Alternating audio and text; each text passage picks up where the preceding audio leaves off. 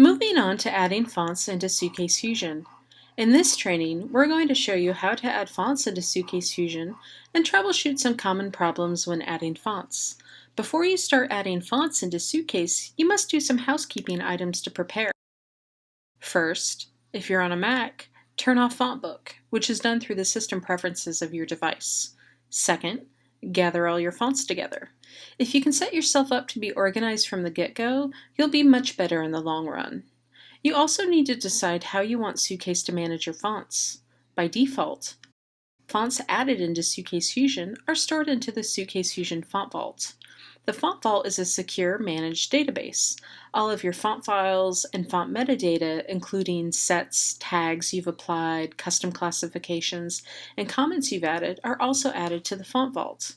The Font Vault is designed to protect your fonts from accidental deletion. The second option is to add fonts in place. These fonts aren't stored in Suitcase, but Suitcase will create a path to wherever those fonts are located on your system. Whichever method you decide to go with, come up with a plan to back up your font collection in case of a hard drive failure. Now that we've got the housekeeping bit shored up, let's start adding fonts. If this is the first time you're launching Suitcase, the default library is named Font Library, but you can change this. Each time you add fonts into Suitcase, it will automatically create a set within the Suitcase Fusion library. You can add and delete sets without worrying about the font being deleted from your Suitcase library. To get started, simply drag and drop the font file or folder into the Suitcase library pane.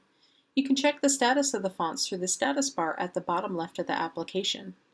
In my example, I've already got an established library and have created application sets, but I have some new fonts that I want Suitcase to manage, so I'm simply going to drag and drop this font folder into Suitcase. If Suitcase Fusion refuses to add the font to your library, the font may be corrupt. If the font file is damaged, Suitcase may offer to add the font in place without adding it to the font vault so you can continue to use it.